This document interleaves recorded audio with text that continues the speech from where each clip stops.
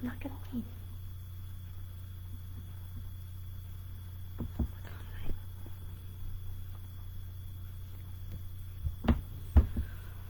Hi, my name is Maria. I am the Behavioral and Training Coordinator at the Greater Androscoggin Humane Society.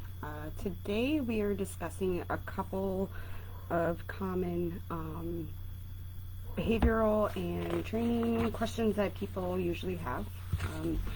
So if there is questions, you could inbox it, you could email the shelter, you could comment, and I have people that are helping me answer ones that are beneficial for the live session. So, but the first one would be reasons for digging. It is spring, summer, and a lot of people have messaged having issues with digging. And the first thing I like to mention, to me, digging is natural for a dog, especially, based on the breed.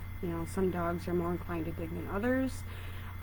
So for me, I enable my dogs to dig, or other dogs. But I highly recommend, if you do have a digger, to search and see, figure out why the dog is digging. A lot of times, a dog will start digging because they're either alone in a yard, they have too much free time, not enough playtime or exercise. And if that is the case, I would highly recommend tennis balls. You could do something called lure sticks, use them, plushies, treat dispensing toys, antlers, bones if you're a vet, we'll recommend them. But the main thing for me is, at home, I actually have sandboxes. I have a Dane, and I have diggers. So what I do is teach them where it's okay to dig, and you teach them by using a certain substrate. Sand is perfect, so it's obviously different than what you have in your garden or grass. And what I mean by teaching them where it's okay to dig in that substrate, they will always look for that substrate. So having a Dane, I had custom built, probably a 10 by 8 box, using 2x4s, and filled it with sand. I would put their toys in there, raw butcher's bones, because that's what I use. Things that are fun for them to dig, and let them go at it. And they would go out there and just dig and dig and dig. So for me, the more you enable your dog to use their abilities and what they like to do, instead of saying no, then you have a higher confident level dog, and they're more inclined to follow what you would like them to follow. So then another option, if you have diggers, is to add deterrents. You could use fencing. Some people actually put rose bushes or something that dogs wouldn't like to go through as a border. You could bury rocks, and usually flat rocks are really good in common digging spots. The other thing is, you could use plastic, not wire, netting or chicken fencing, and you bury it under, directly underneath the substrate. And when they're digging, then they'll stop, usually because they, come across the plastic chicken wire. Another thing too is, you could use deterrents like citrus peels, spray, cayenne pepper, vinegar, and you'd want to spray that before you go out, or the dog goes out, because you will have to frequently respray it. The other thing is, a lot of breeds, if they smell rodents or some kind of pest, that is what they're digging for. So that means you might want to check and see that you don't have gophers, or you don't have rabbits, or you don't have any small prey around, because a lot of times they're searching for that. So, and that is a natural thing, there's nothing wrong with that. So you want to double check, because they're usually doing their job. The last thing in hot climates is, dogs, free roaming anywhere, will actually dig down about 10 inches into the ground, because they're trying to find cool spots to lay in, obviously to get out of the sun. So if you do see that and it's a hot day, you might want to consider freezing ice blocks, depending on the size of the dog. At home, I will actually take empty ice cream buckets, and I usually put chicken broth in it, or just a mixture of stuff in it, freeze it, And a lot of dogs love to chew ice, so that is great for them. You can add toys, so for more enrichment for them. The next thing we're going to go over is chewing. Puppies, and again, you need to see why the dog could be chewing. There's multiple reasons, and without meeting your dog, it's hard to say if they're an adult dog, but commonly found in puppies is they teeth up to 6 months, so any kind of chewing alleviates the pressure, just like it would a baby's teething. So you would have to, kind of age the factor. Adult dogs, they can engage in destructive chewing for any number of reasons. And again, that's a hard one to say without meeting your dog. And if you have destructive behaviors, I'd highly recommend, seeing a behaviorist. Sometimes trainers do have the proper skill set to address behavior, but anything behaviorally speaking, it's always good to kind of meet with a behaviorist or at least address one. Sometimes dogs, adult dogs, if they're free roaming or if they have had limited training, they weren't taught what is okay to chew and what's not to chew. So that could be one reason. A lot of times too, they do it out of boredom, limited attention from, a family because, we're all busy. And once a dog, without getting into too much of it, but once a dog sees that he's chewing on something that you don't want him chewing on, and you obviously will interact with the dog, they're more inclined to repeat that behavior because they got exactly what they wanted and they got your attention. So I would just question, how you respond when you see a dog, chewing or doing something that you aren't a fan of. So the other thing too I'm going to add with that is a lot of times people, when dogs grab like your shoes or they grab a washcloth or they grab something that they're not supposed to have, people will chase them and boom, you just turned it into a game for your dogs. So they'll chase them all over the house. And the dog, again, got exactly what he was looking for, and the game ensues, and the dog's happy, and we'll repeat that behavior. So we'll get into that in a minute, but we're going to finish the chewing. Separation anxiety is also a huge one, or fear-based behavior. But you have to look at that. Where is the dog chewing constantly, or is the dog chewing when you're not home, or you're leaving? And it's usually in combination with whining, barking, pacing, urination, defecation, and kennel. It's all of those kind of things. So it's all a combination that you have to kind of put together. The other thing, chewing wise, I've had people ask me, why is my dog chewing the blanket, or why is my dog chewing its feet, or why the same thing. Nibbling, chewing, licking, some dogs will do usually to like fabric or people's pant legs, their shoes, slippers, their own bedding. It's just called fabric sucking, and some experts actually believe that the behavior is from being weaned too early. So it usually is for comfort or to relieve stress, and they will actually do that to their feet as well if it's not an allergen based issue. So if it occurs for lengthy periods of time, and it's difficult to distract them, it is possible that the behaviors become a compulsive behavior, and again, that's where you'd want to see somebody that specializes in behavior. So moving on, the easiest way to combat chewing. And again, if you looked at the checklist that we kind of just went over and said, well, I think it's this, or I think it's this, you can kind of try weeding it out and trying these different things. The first thing is we want to enable our dogs to succeed. So that would mean you keep clothing, shoes, any household items that they're not supposed to be chewing on out of reach, eyeglasses, remote controls, that kind of stuff. You would want to give your dogs toys, easy access toys that are unique, and rotate them, because just like everybody else, they get bored with the same stuff. So you just want to kind of rotate them around.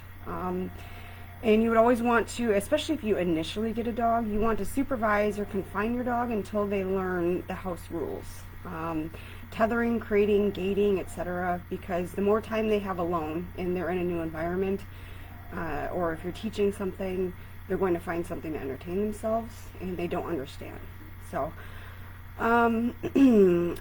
give your dog plenty of people time, physical and mental exercise.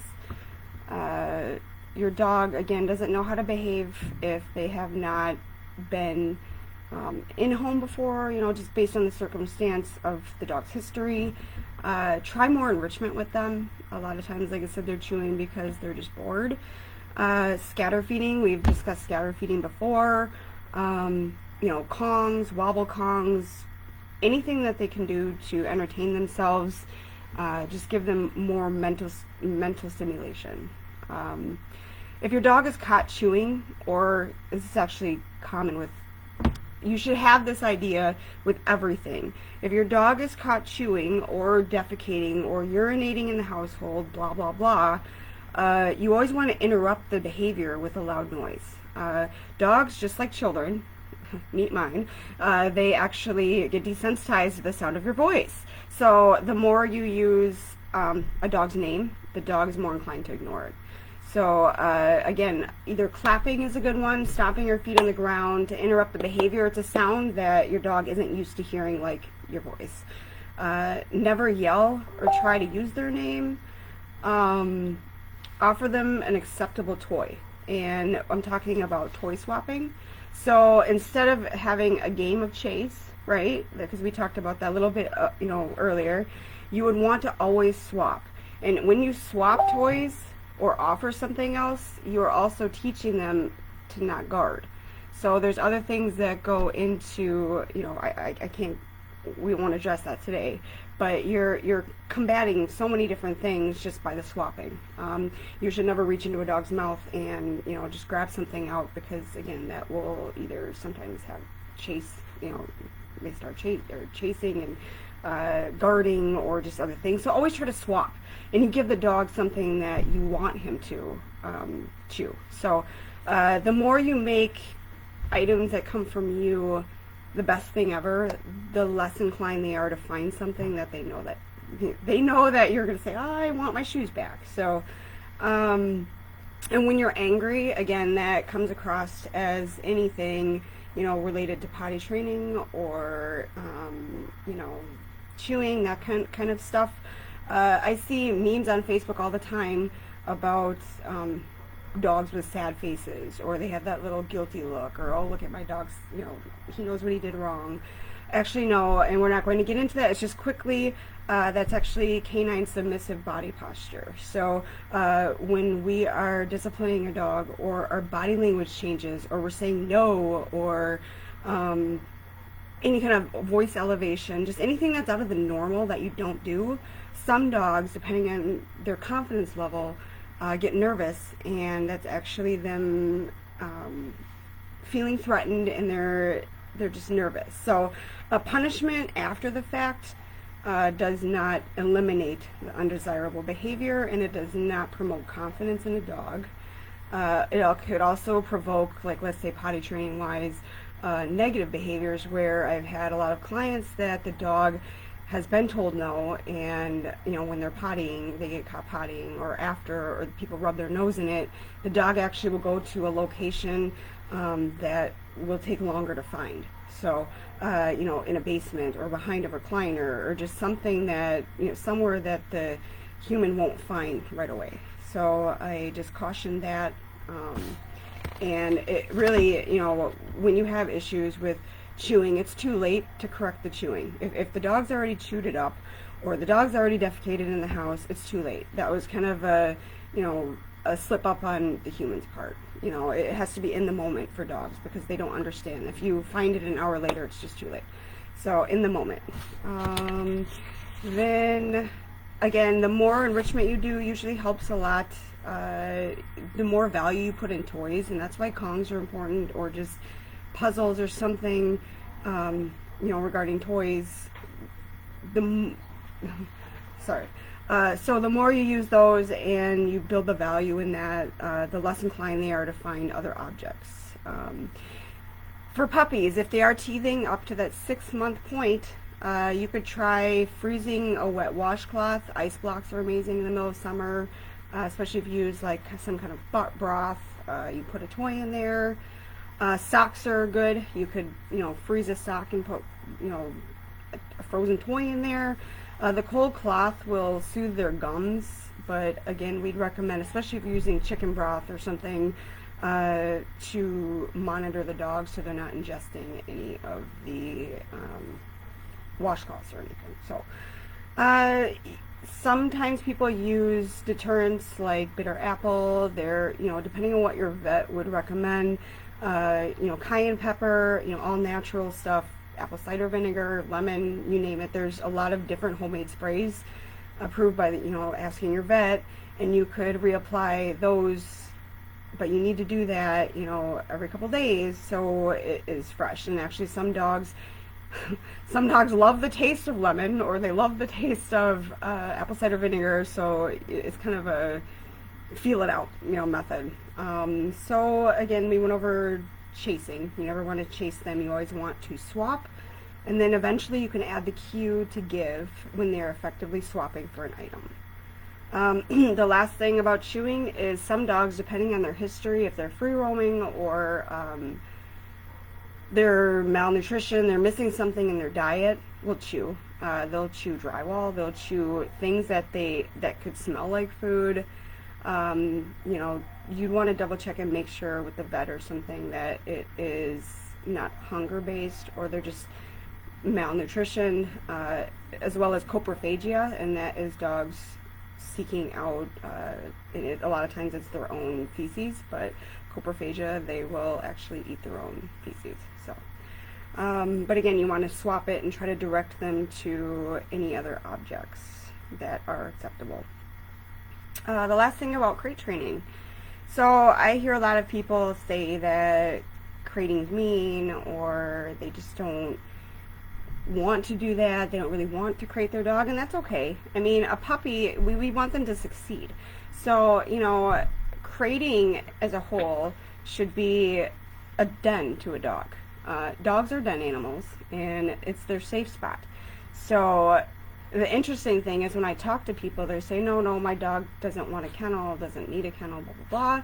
But then when you look at the dog, if your dog ever goes underneath, like let's say your desk, or burrows under your blankets when you're on bed, or burrows under their own blankets, or a couch even, if the couch is elevated enough, a kitchen table, your dog is looking for a den.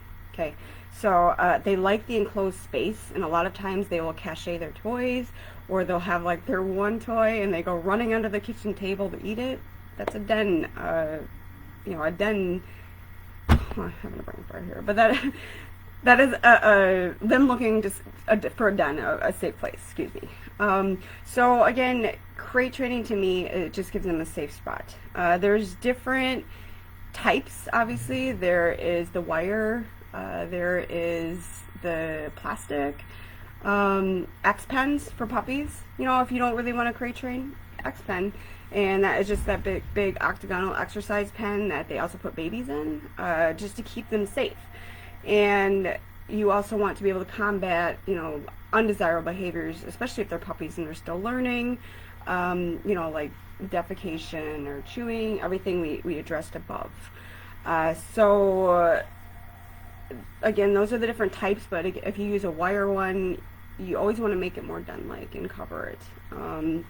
And we also want to build independence in our dogs and confidence. So, we're not going to get into the crate training part of it, but when you get a dog that is not used to the crate training, you would want to just let them learn and observe and start offering higher value items in crates. So they learn, with the crate open, that the crate is a great place to be. If your dog is used to being crated that you know of, like let's say you get a rescue dog and they're not a fan of a wire crate, try plastic. So the more that you can integrate crating in your everyday life, like you're making dinner or you're eating dinner or you're having family time and your dog's in kennel or in crates, you know, just integrate it in your daily life so they get used to it instead of, you know, I'm leaving for the day, here, go in your crate. So we want the dog just to feel comfortable with it. I will look to the people helping me if there's any questions that they think are relevant. So I'm getting a question, dogs preferring to chew on hands of people over toy. Okay, so again, that right there, you have to look at why the dog is doing that. I'm sure there is more attention getting when they're chewing on your hands. Because you obviously have to address the dog, depending on the age of the dog, that is a factor. It's a puppy? Yes. Okay. So a lot of these dogs, that was the other thing I was going to go over, was they come up in packs. You know, like let's say they come up on a transport. We get 8. Let's say, you know, down, you know, where they come from, they're housed together a lot of the times. So you're taking a puppy that had 8 litter mates, that had, you know, best day ever in kennel with their 8 siblings, or any puppy, it doesn't matter where it's from. You know, breeders, they're together. And then we're putting this puppy in, and depending on the breed too, we're putting him in a home where there's no other dogs, and the only attention they have is you. So we're having 8 puppies, siblings, to you. So they're going to look to you like, hey, you know, play with me, play with me, play with me, you know, just like a child would antagonize. So we don't want, depending on the age, people will stop, okay, will stop their dog from chewing on their hands, okay? But depending on age, that is actually detrimental to development, because a dog needs to learn what's called bite inhibition. And if you got like a 6-week-old puppy, or you got a puppy that has missed socialization and, you know, for some reason, you don't want to stop them from that because they're learning the bite inhibition. So what you would want to do is anytime, depending on why the puppy's doing it, anytime you would want to have your hand go limp, so you can also test their bite inhibition. And you can also ignore them. I want you to ignore them so they don't have any value in your scolding them or giving them attention or, you know, making noise, because some dogs will actually wait for you to say no, or they'll wait for you to, you know, make a noise, and that's all they care about is you're giving them attention, negative or positive. So try to swap it out. And again, you know, without going into too much more detail, give your dog 2 or 3 chances, and you know, at the second time, if your hand goes limp and the dog is still chewing, you know, or still nipping your hand, I want you to get up and put the dog, I call it a timeout, but you leave the room, you stop the play. That way your dog's not getting that negative attention by you trying to say no, and you can drop the toy and leave, and then when you go back in, you restart it and you offer the toy. So okay, so if you guys have any other questions on this, feel free to contact us here. Otherwise, if it's, like I said, a behavioral thing, you know, and it's fear-based, or, you know, if you have tried everything else and it doesn't seem to work, you can contact us. We do have, you know, the behavioral department. We will try to address it, but again, it's hard without meeting the dog. We do in-home behavior consults now with me. But if you guys need anything else, we will be trying to do this at least, I think, bi-weekly, maybe weekly. Let's shoot for bi-weekly. But I appreciate you guys, your time, and I hope everybody's staying safe here. And I appreciate our foster coordinator sitting in with me and our other animal caretaker. Thank you guys for helping me. Have a wonderful day.